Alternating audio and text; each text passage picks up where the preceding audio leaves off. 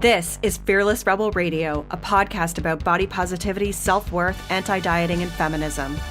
I am your host, Summer Innanen, a professionally trained coach specializing in body image, self-worth, and confidence, and the best-selling author of Body Image Remix. If you're ready to break free of societal standards and stop living behind the number on your scale, then you have come to the right place. Welcome to the show. This is episode 93, and I am interviewing Jennifer Rollin about the difference between eating disorders and disordered eating, how weight stigma creates issues within eating disorder recovery and within our healthcare system, and our thoughts on eating disorder before and after pictures. You can find all the links and resources mentioned in this podcast at summerinnanen.com/93. That's 93. Before we begin, I just want to remind you that if you haven't already done so, you can be an awesome person by leaving a review for this podcast on iTunes, like this one from Anti-Skunk. By the way, I love people's usernames. It's one of my favorite things to try and figure out why they picked the name that they picked.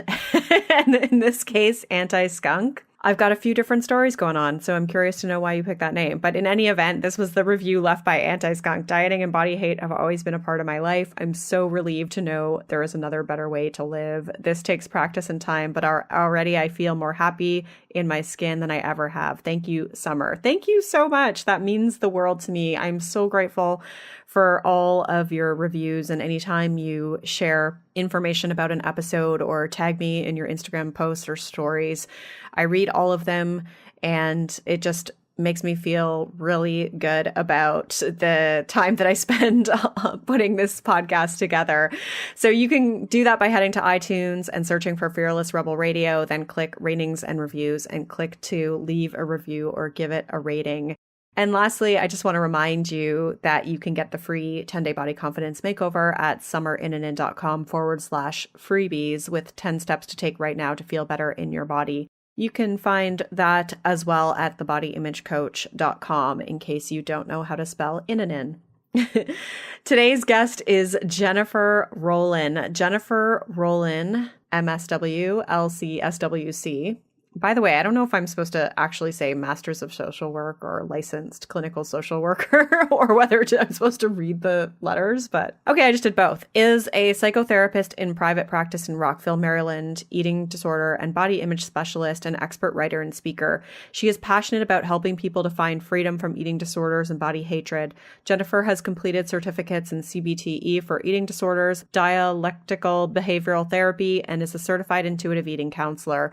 She is a member of the Junior Board of Directors for the National Eating Disorders Association, and her articles have reached thousands of people through various print and online media. She offers eating disorder therapy in Rockville, Maryland, and eating disorder recovery coaching to people worldwide. You can find her at her website, jenniferrollin.com, which I will link to in the show notes. This is a great show. I am really excited to have someone with a very specific expertise on eating disorders here to talk about it. So I think you're going to learn a lot. Let's get started. Hi, Jennifer. Welcome to the show. Hi, thanks for having me. I'm so happy to be here. I'm happy to have you here too. Like I said offline, you're one of those people that I've been quote unquote friends with on Facebook for quite a while. And, you know, I've seen your work in the Huffington Post and that you share just on through your social media. And I've always thought, who is this? And I need to speak with her. And, and then not reached out for a while because, well, you actually initiated this connection, but, because of sometimes I'm an introvert that way. But anyways, I'm so happy to finally get to talk to you as a human. Yes. No, I'm so excited to connect with you. I feel like our kind of philosophies are very much in alignment. So yes, we run in the same circles too. Mm-hmm. Yeah, the Haze community. Exactly. So I'd love you to start out by telling our listeners how you got into this line of work. Why are you so passionate about health at every size and helping women with, or people, I should say, with eating disorders, eating disorder recovery? Yeah, so I wasn't initially as interested. I was always interested in kind of psychology. I knew I wanted to help people when I was growing up. And so, after I graduated college, I decided to go back to school to study clinical social work with a focus in mental health. And I think kind of over the course of my life, I went through my own body image issues. And I think kind of, going through my own healing process in regards to that and also just working with clients, early on in my career, specifically who struggled with eating disorders. I really kind of started to dive deeper into health at every size and eating disorder recovery. And I just felt like there were so many important things that weren't, I guess I felt like the two worlds didn't always fit together in terms of the eating disorder recovery movement and the health at every size community. So I really developed kind of a passion in integrating the two. Cool. So can you elaborate a little bit more on where the gaps in terms of what you saw happening in the eating disorder movement versus what you saw happening within health at every size and how like you thought you could kind of merge those two? Yeah, definitely. So I think, initially I was very interested in treating clients with eating disorders. One of the first clients that I worked with in my second year practicum had binge eating disorder, and I was able to really help her in her recovery journey. And so, through that, I really started diving in and getting more immersed in the eating disorder treatment community. And I guess, initially I didn't know anything about health at every size at that time. So I kind of took everything at face value. I didn't question, some of the things I heard my colleagues and other professionals say. And then I think as I was kind of healing my own body image issues, I honestly, I don't know. I think it might have been through Facebook, but somehow I stumbled into the health at every size community. And I started reading all of Dr. Linda Bacon's work. I ended up hearing her talk at the Run Through conference a few years back. And I think the more I educated myself on Hayes principles, the more I realized there was this disconnect where professionals in the eating disorder treatment space were using a lot of fat phobic messaging to their clients. And this just like struck me as so wrong. I think because I hold eating disorder treatment professionals to a higher standard than, maybe professionals who don't have knowledge of, body image concerns and eating disorders. And I think, just the more I got immersed in both those movements, particularly in the Hayes movement, I just started to notice how there was this like weight stigma and fat phobia within the recovery community that was really, in my opinion, harming people's ability to fully recover. So what are some of the things that you noticed when you noticed weight stigma happening within the eating disorder recovery community?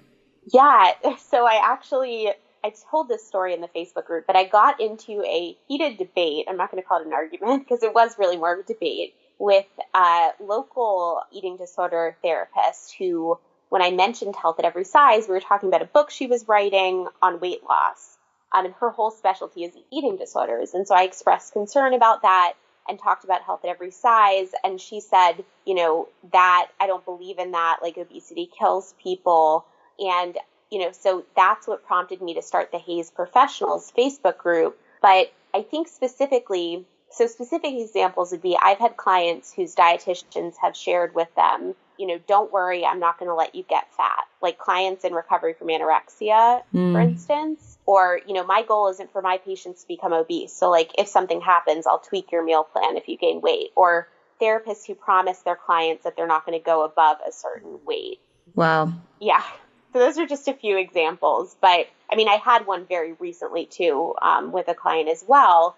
And I'm not going to go into details due to confidentiality, but it was related to a residential treatment center where they were concerned about the client being above what they had determined was her ideal body weight. And she was there for recovery from a restrictive eating disorder, specifically anorexia.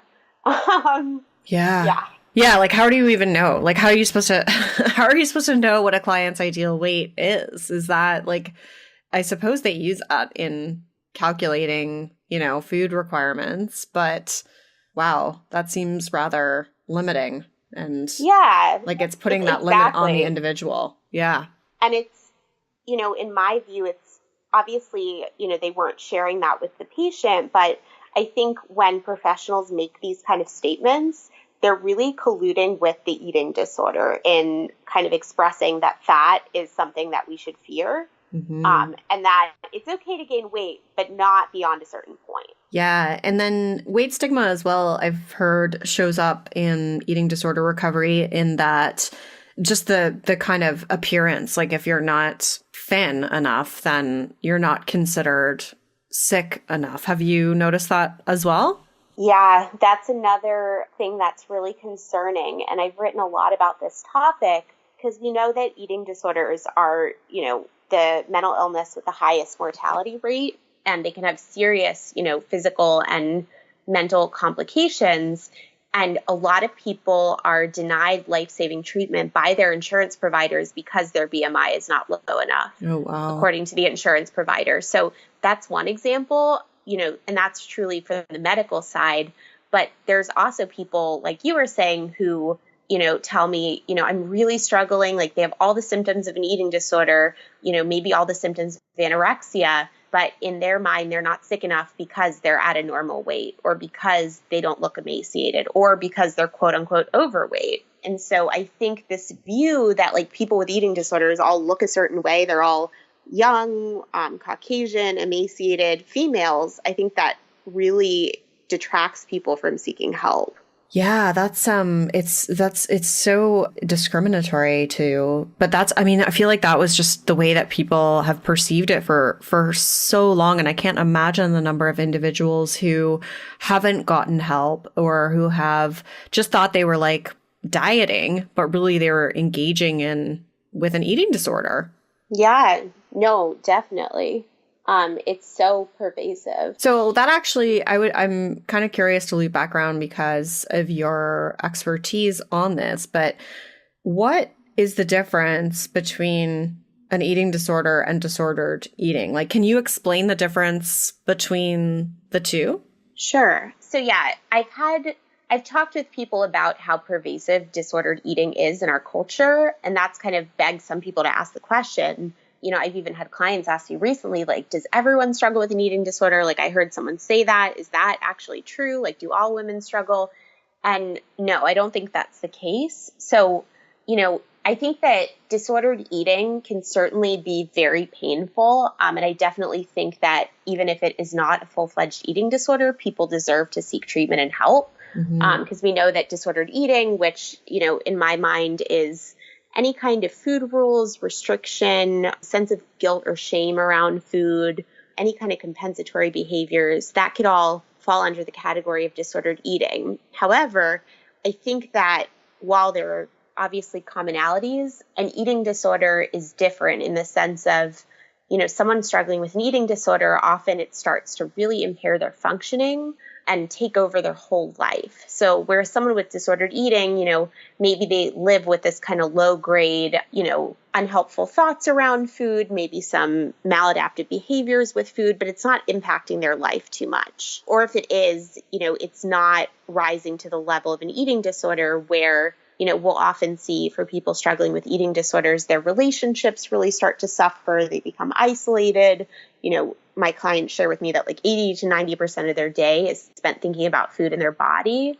And I think the other point that's important to highlight is that eating disorders are a mental illness. So, there's a genetic component and there's also psychological factors as well, but it's really a brain-based illness. So it's not just simply somebody being like, I want to go on a diet, I want to try to be thin. It's like, that's the way that the symptoms manifest, but it's not that somebody is vain or that someone's like making a choice. It really is like a genetic predisposition that's then triggered by environmental stressors. Yeah. Do you think that eating disorders would exist in the absence of diet culture?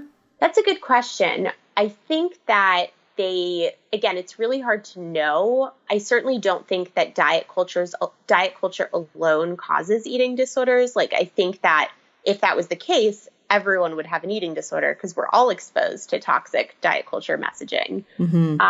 So I definitely think there's that underlying gene. I think diet culture certainly exacerbates it, though, and can be the trigger because, like, we know 1 in 4 people who diet go on to develop an eating disorder. Oh, wow. Is that right? I didn't realize that was the stat. But I certainly don't think, again, that diets in and of themselves cause it. I think they certainly can trigger it because, again, we know, just for example, for someone with the gene or the genetic predisposition for anorexia and the temperament, energy restriction or calorie restriction in and of itself could trigger the illness. And so a diet is often restrictive. That's kind of the definition. So that, I think, makes a lot of sense. But I think another big point about diet culture is it really harms people trying to recover because they're constantly being told messages that align with their eating disorder self. Right. I'm actually one thing I wonder about, and I'm interested to know your perspective on this, is when I've heard people when I've heard people who have had an eating disorder talk about their eating disorder, they refer to it as like my eating disorder. Versus an eating disorder or the eating disorder. And that whole like personalization of it, is that helpful or harmful? Like, what's your perspective on that?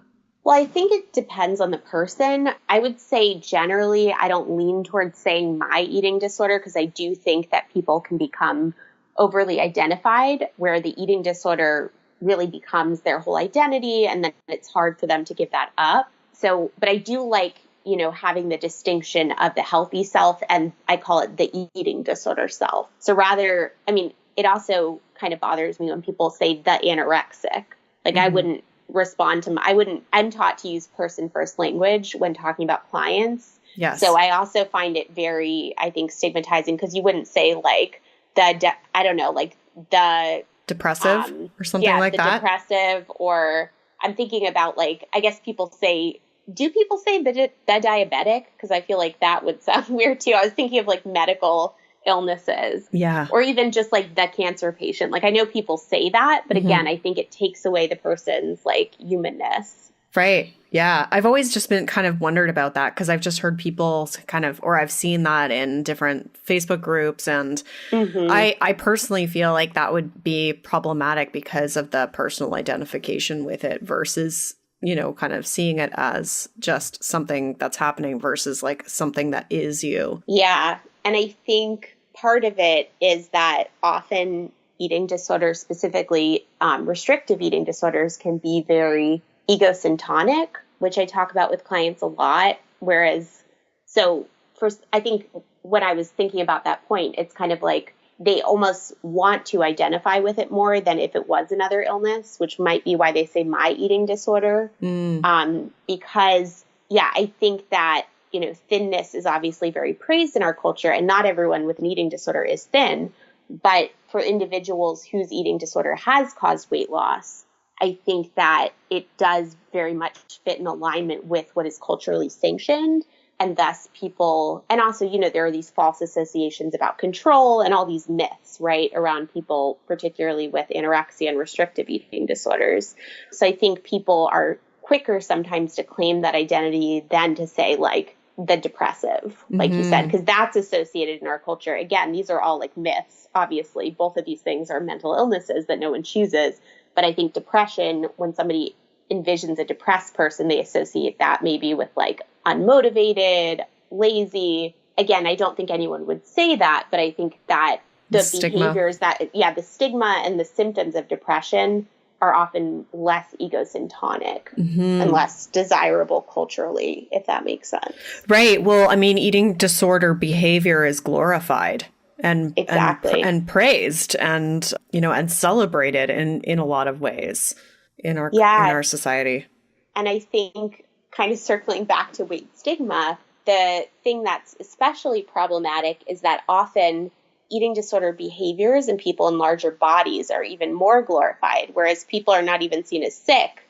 They're seen as like success stories. When they're doing the same behavior that somebody else in a thin body is sent to the hospital for, they're praised and said that they're so disciplined. Right. Or they're actually prescribed that. I know there's, Dr. Bernstein's program, which I don't know, do you guys have that in America or is that a Canadian thing? Anyways, we might, but I haven't heard of it. It's like medically supervised weight loss. And I believe it's like so like 800 calorie kind of diet. Like it's crazy. And then you get these injections to kind of give you, nutrients so that you're still surviving. That is insane. It's an eating disorder, right? Like it's Yeah. basically giving people, here you go, here's an eating disorder protocol that you're going to follow. No wonder it's been in business forever and makes tons of money because it doesn't work and probably really damages people's health. So I'm not laughing about that. I'm just laughing at kind of the ridiculousness of the extremes that we go to and how we're so quick to, I think, call out what we perceive as unhealthy when someone's in a larger body, and yet like we want them to engage in unhealthy behaviors to not be in a larger body. Like it's just, the discrimination is just horrible. Yeah, no, absolutely. Again, it's the thought that to be in a larger body is seen by our culture as the worst thing in the world. To your point, that they think it's okay to prescribe what is an eating disorder in thin people to people in larger bodies and call that, taking care of their health.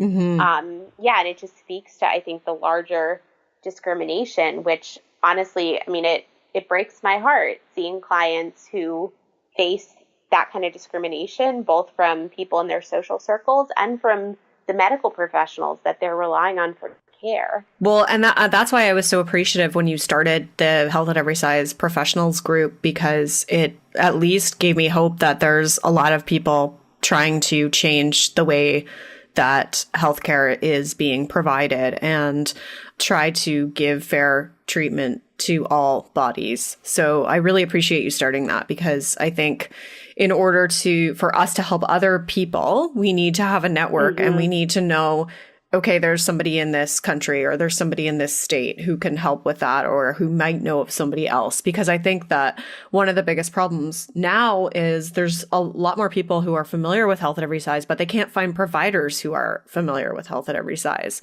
And so they're still experiencing unfair treatment. Absolutely. And even though I started the group, like I did not anticipate it taking off and becoming what it's become. And it definitely gives me hope too, just to be able to, I think, feel that sense of community within the Health at Every Size professionals. I also think, like I was just thinking about clients, and I think the same principle is so important for them as they're getting immersed into Health at Every Size and eating disorder recovery and body acceptance. I mean, I talk about this with people a lot, really working to counter condition yourself to the messaging that they're getting. I think that otherwise it can feel very isolating. So I think it's important for them. And I wish that there were more resources for clients as well, in the online space. And I know that there are some different Facebook groups that have been started, which are awesome. But I mean, it's definitely tough. But like you said, Health at Every Size is gaining, I think with podcasts like yours, and articles that people are writing, it's definitely gaining a lot more prominence, which is awesome. And so what do you think needs to happen within eating disorder recovery, the system, to improve the way that people are treated and the extent to which people recover? Yeah, I think, the first step is kind of awareness. So I think we can't change anything till specifically, I think on an individual level, starting with providers, really being willing to do an inventory of their own beliefs and attitudes towards people in different body sizes. Like, for instance, asking yourself, when I see a client in a larger body who has an eating disorder, do I automatically assume that they struggle with binging? When I see a client in a smaller body, do I automatically assume they struggle with restriction? And so, or do I have any judgments about my clients based on their body type? And then also having them look at their own beliefs about their own bodies. And if they have struggles with their own body image, I think any like internalized fat phobia, doing some work, personally, whether it's going to therapy, educating themselves. So I think that's the first step, is kind of, cultivating an awareness of any weight bias attitudes that you have on an individual level. And I think also applying that to eating disorder treatment centers. So, I mean, are we doing things at our eating disorder treatment center where we're calculating patients' ideal body weight? Like, how can we really determine that? So are we doing that? Are we sending other implicit messages? I have a couple of upcoming presentations where I'm talking about this topic. So I was actually just working on one today talking about old-fashioned, which I think some places probably still do this, but treatments for people specifically with anorexia typically, where one of the interventions for body image was to, I've seen videos on this, to have clients draw, their body. And then what they would do is come around and trace their body, like have the client lay down. Yes. And then they would point out the difference. And so on the surface, this is a great intervention. Like it's showing them there's a distortion. But when you really dig in deeper, what are we really telling the client? We're reassuring them that they're not large. And right. Again, so that's really problematic. And I don't think it's helpful. I think that, so looking at, again, on an individual level, then on a systematic level and, in the residential treatment centers, and also looking at what interventions are we using with clients and are they reinforcing weight stigma and fat phobia? So I think that would be important as well. And obviously, the education piece too. So, I think it's important that providers who do have a knowledge of health at every size are educating within the eating disorder recovery community.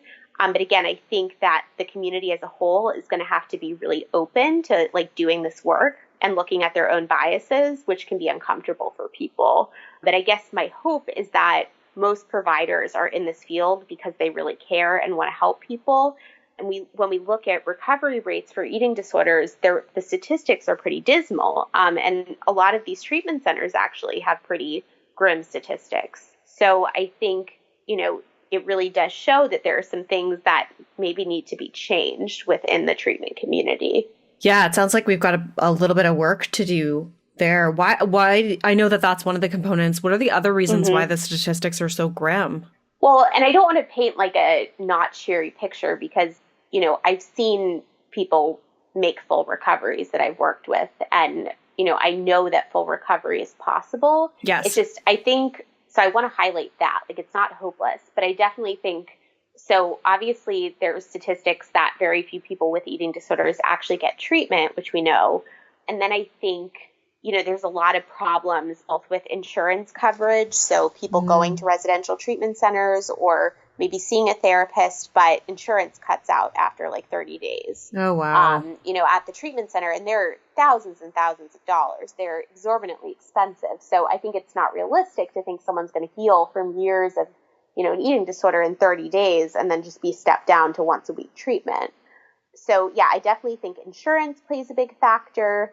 I think also eating disorders are, pretty misunderstood. And so if someone's not seeing a specialist, it makes sense that recovery rates are not going to be as high because, again, it's something you really want to have specialized knowledge about. And I think also the cultural climate, like we talked about, it makes it really hard for people. And, when diet culture is so insidious, I think, you also see a lot of people who are in recovery, but maybe there's still some lingering eating disorder thoughts or things that they're not realizing are still kind of being in their eating disorder because they're so culturally sanctioned. So, it's not uncommon to see people flip from maybe anorexia to then exercise compulsion and clean eating under the guise of health. Yes. And I think that's probably actually another reason why recovery rates are not as high is because when you think about recovery from addiction or alcoholism, it's pretty clear cut, what it means to be in recovery versus not. So it means I haven't had a drink. But for eating disorder recovery, there can be a lot of gray. And again, a lot of things that are so culturally sanctioned and even encouraged by people who do not know, about eating disorders. So somebody becoming a vegetarian in recovery, or again, fitness obsessed, or, all of these other kind of more orthorexic, more subtle eating disorder behaviors. And so I think it's really important for people to define, and I do this with clients, what does recovery look like for me in specific? What are behaviors that would indicate a relapse, and what are behaviors that indicate I'm strong in my recovery? Because again, it's so unique to each person. Yes. And I think, like you said, the whole health culture aspect of it makes it so much harder because it's, again, become normalized. It's oh, okay, no, but I'm just following, this protocol. I'm just paleo, or I'm just vegetarian, you know, like I'm not Yeah. engaging with an eating disorder, but the same behaviors still exist around food, you know, as it relates to just the fear and the guilt and the judgment. And, you know, I think that's both with disordered eating and eating disorders. So yeah, it's super problematic where people go from, well, I'm just going to try and work on getting strong now. Like I'm not concerned about being smaller. I want to be stronger, but it's the same compulsion. Yeah, absolutely. And then they'll be seeing a personal trainer that puts them on some meal plan that's restrictive. And it's very similar. It's kind of almost an eating disorder in disguise. Totally. Because we think about diets in disguise. So I was just thinking it is still the same manifestation. It's just a different set of symptoms. And I think that's another kind of common misconception around eating disorders. You know, one thing I hear is that I think there are people who believe that people with eating disorders just don't eat, you know, like specifically people with anorexia are not eating. Or, yeah, I think there are a lot of misconceptions around what that looks like. And I think everyone's eating disorder, while there are commonalities that I see, it can come up in unique ways. And so what we really look for is kind of what you were referencing, like somebody who has that level of rigidity and a sense of like guilt and shame around certain rules being broken. Those are some key things that we look for. But I also think there's such a common element of people with eating disorders not thinking that they're sick. And that also plays into people's ability, because I think many people genuinely don't believe that they've traded one, you know, symptom manifestation for another, because again, they're able to kind of write it off as being, you know, something that's healthy. And I think that can be very dangerous as well. Yeah. So I'm curious to know what you think individuals can do to advocate for themselves. So we've talked about this at more of like an institutional level, but if there's somebody listening here who is perhaps, you know, struggling to find someone to support them, whether it's a most likely like a healthcare practitioner, or they know somebody who is struggling to get the support they need, what are some things that like an individual can do? You mean to like connect them to treatment and like if they support? feel like if they're hearing this and they're thinking, wow, I think I need support or I need help, but I can't get it, or my doctor tells me, you know, I'm not thin enough to have a real problem. Like what are some things that people can do? Sure. I mean, first off, I'll say that like often if you're suspecting in your head that something is wrong and that you're struggling, you likely are. And just because a doctor or somebody else makes like an ill-informed comment, or because you're not visibly emaciated, or you think your weight is not low enough, or whatever it is, like if you are struggling with like constant thoughts about food in your body, feelings of guilt and shame, some of these rigidity, then you definitely deserve to seek treatment. And I think kind of the first step would be looking for local providers in your area. So I would start with a therapist and really trying to find one who specializes in eating disorders and disordered eating. And if you can, health at every size, if that's possible. And also looking for a registered dietitian who is an eating disorder specialist.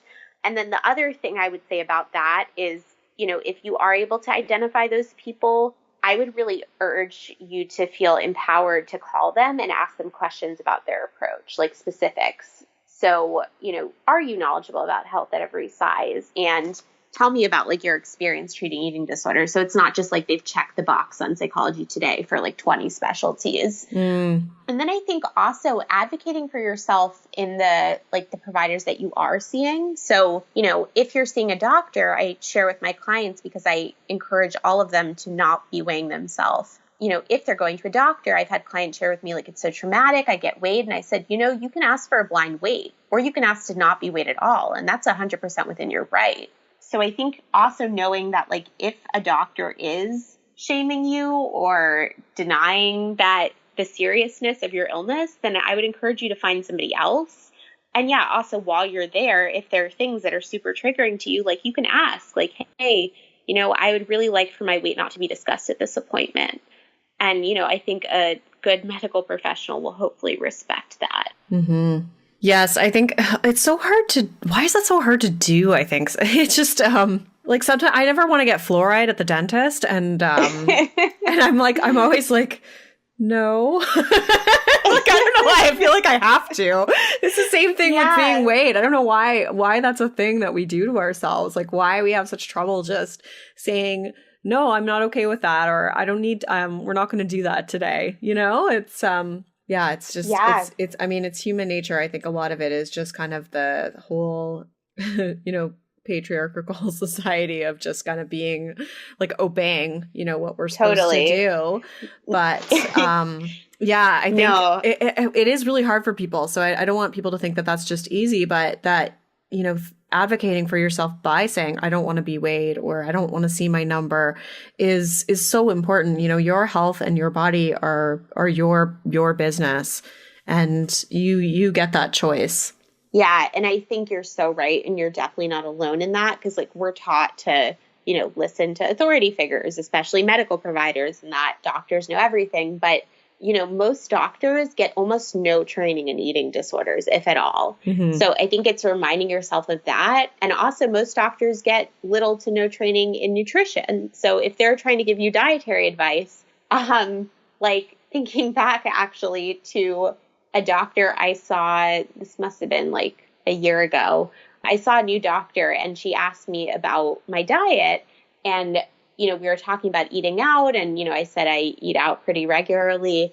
And she said it like, you shouldn't be eating out. They put bad things in the food. Like, you need to limit that. Wow. She literally said that to me. And I was actually really angry, because I'm like, can you imagine if she said that to someone in the throes of an eating disorder or diet mentality? Yeah. And so it actually really bothered me. And of course I didn't take her opinion seriously, but I think, yeah, it's knowing that you do deserve to set those boundaries and those limits, and to be protective of your recovery and of your health. So yeah, sharing like, hey, I really don't want to talk about nutrition today, or I really would prefer my weight not to be commented on. And again, like you said, I think setting those boundaries, whether it's with medical providers or, you know, friends and family who are commenting on your body, it's tough, because I think we all want to be liked. Yes. We want to not make people mad. We want to be people pleasers. But ultimately, it's like, is it really worth your mental health and like a possible trigger for you?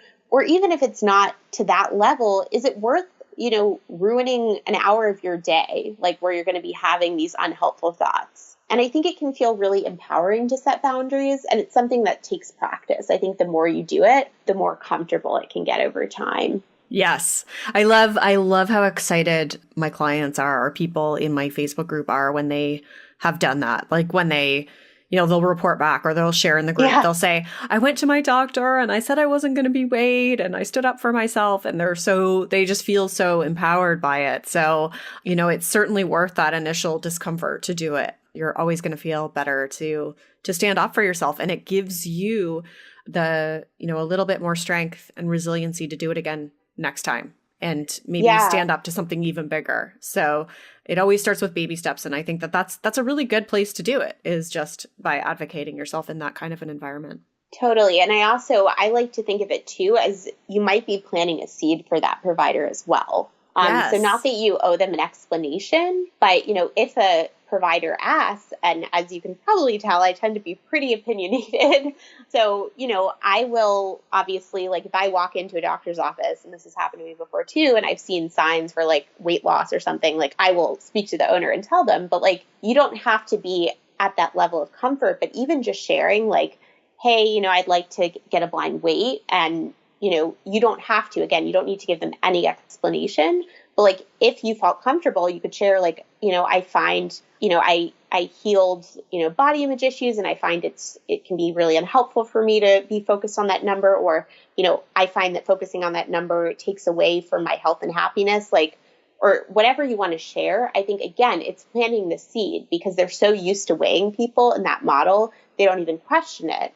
But if you like have a frank conversation with the person who's weighing you, they might be more receptive to the next person who asks to be blind weighed, Mm-hmm. or they might think about their practices. So again, you're really planting the seed for other people as well when you are able to stand up for yourself. Yeah, that's a really helpful way to think about it. I think it's always easier to do something with the like in the name of service for others. Yeah, Yeah. exactly. I'm really interested to know your perspective on before and after eating disorder recovery photos.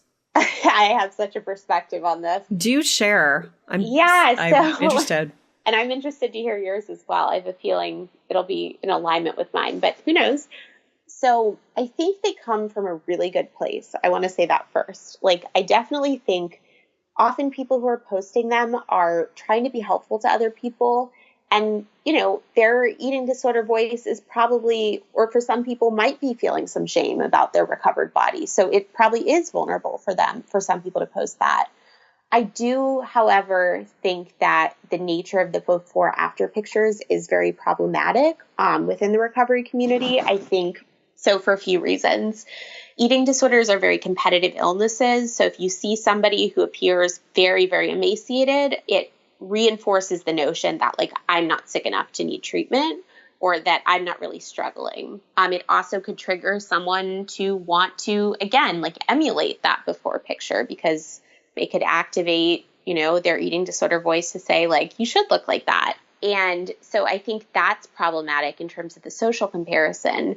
I think it misses the point as well, because when you really think about it, like, yes, for some people, their body changes in recovery. For some people, it doesn't. For some people, it stays the same. But for some people, there are body changes. But ultimately, I think that takes us away from, like, the actual important changes that have happened, which I think often people will put in the comments. But the visual, again, it's very distracting. And I think the reality of recovery is kind of like getting your life back and figuring out what, like, your passions and interests are outside of food in your body. Yes. And, like, truly connecting with people and, like, laughing and not being a shell of a person, and, like, meaning it. And yeah, like, caring about things and feeling all your feelings and traveling and doing all of these things. And I think when we focus on body changes, it simplifies what is actually such a transformative process. And lastly, when we think about other mental illnesses, you don't see people posting before and after depression pictures. So, I mean, hardly, you really don't. So maybe there's like 1 or 2 articles I've seen floating around, but it's not that that's a common practice. Like, this was me in bed depressed. This is me fine. And so it perpetuates the idea that eating disorders are these physical illnesses, which, again, I think is part of the huge problem when it comes to recovery and treatment, which is that, yes, they can have serious physical implications, but eating disorders are the only mental illness where we judge people's level of sickness by the way that they look or their level of suffering. We don't judge how depressed somebody is, typically by their appearance. Again, like, maybe there are subtle cues you might pick up on, but it's more the thoughts that we're looking at, the behaviors. And so I think it, again, perpetuates the myth that eating disorders are these physical illnesses based on vanity, and that for people who are not struggling and haven't been there or haven't known someone or worked with someone who's struggling, that, like, it's as simple as they change their body or gain weight and they're fine. So, yeah, I would love to hear your thoughts. I know that was a lot. But. No, I actually hadn't formulated a lot of articulate thoughts around it, because, like, I don't work specifically with eating disorders. Like, some of the people I work with have done recovery, and, like, they've been recovered for a while, but they still have, body image stuff that's popping up, or, maybe just still a little bit of guilt and judgment around food. So, I specifically don't, because I know that that's not my area of, that's not within my realm of practice. So I don't know, like, I'm not super educated on the intricacies of the disease or the disorder, which is why I'm asking you so many questions, if you can tell. Yeah. Because I'm just No, I didn't mean to put you on the spot. No. Topic that, no, yeah. I wholeheartedly agree with you, though. Like, I think you said it so well, and I agree with every single point that you made. I think another component of it is just this idea that you receive praise around your body changing, and around recovery, like, to okay, how can I articulate this better? I think you have to recover for yourself, not in order to gain praise or popularity via a social media platform. And I don't know if that's the intention of individuals. That may just be kind of perhaps a side effect that happens. But I know the way that human behavior works. And and I know that, what's heavily intertwined with eating disorder behaviors or disordered eating behaviors is, a lack of self-worth and perfectionism. And both of those things love praise. So I think that there's also just the problem of the way that garners so much praise and what that might do for an individual thinking, well, maybe I'll start a social media thing and like I'll start posting this stuff about myself. And then they kind of become hooked on the praise of that instead of the praise they were getting when they were, so super disciplined with their food or the way that their body looked. So I suppose to add to, what you said, I think that's a component that I feel uncomfortable with as well. But I wholeheartedly agree with your points and I can see why that's damaging. And I think especially the part about, talking about just your life now and like how you're able to live it outside of just the way your body looks is something that needs to be brought into the conversation a lot more. Yeah, no, and I think you raise a great point in the sense of trading one form of maybe validation for another.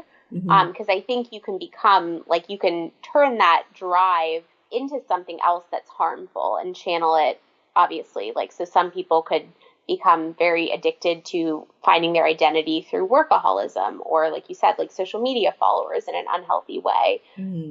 I think that from my perception, I really genuinely think most people posting the before after recovery pictures, I do think it comes from a good place. And typically what I see is I think they want to not only provide themselves some reassurance that everything's okay, I'm doing well, but also I do think a lot of them really want to help other people in their recovery. No doubt. And spread, no doubt. Yeah.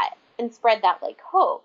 And so I actually do, again, depending on their stage of recovery, but I think for people who are pretty strong in their recovery, I definitely encourage them, some of my clients, to do advocacy work. I think that it really strengthens the healthy self. If that's an interest for them, whether it's writing or speaking, I think that can be super powerful because, again, it puts meaning in their suffering, which we know is really powerful for people. Absolutely. And I'm super into Viktor Frankl's work and acceptance and commitment therapy and all of these things that really look at values and life meaning. I love that stuff. You're speaking my language. Yeah. No, so I think that's so important. And I think the advocacy work helps people as one, outlet to get there. But yeah, I think there's so many other ways that people can advocate for recovery and inspire others without posting the before after picture. Yeah. Okay, great. I'm so glad that I asked you that question. I thought about it just kind of midway through. I was like, oh, I want to ask you about that. So, well, there we go. Time is up, but for now. I swear I could talk to you all day. I know. We didn't even get to half of the other topics that we were going to chat about. Now I want to talk about Viktor Frankl and values and meaning. Yes. Gosh. Well, another time. Yes, another time for sure. I love talking about stuff like that. I mean, that's what I do as a coach with people. So that's awesome. That's kind of my area of passion as well. But so yeah, we'll have to have you back on to open up that conversation a little bit more. But I really appreciate you taking the time today and sharing all this stuff. It's been super, super helpful and you're doing really good work out there. So actually, I don't want to say goodbye to you yet. Where can people find more of you?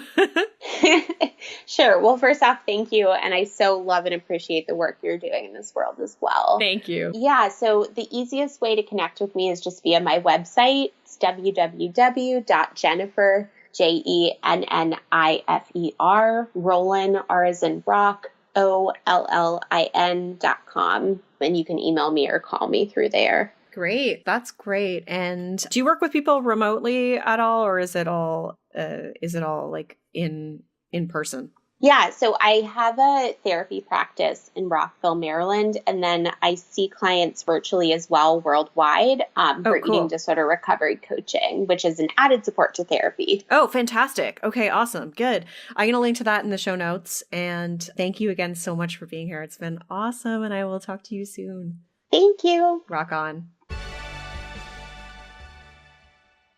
Good stuff. Good stuff. Good stuff in that episode. I hope that you learned a lot because I did, and it was really great to hear Jennifer talk about all of those very important things. You can find all the links that she referenced, which weren't a ton, but that's okay, at summerinnanen.com/93. But that's where you can find the link to connect more with Jennifer and read her work. And if you want to work with her, then obviously go to her site as well. Thank you again so much for listening. I will see you guys next week. Rock on!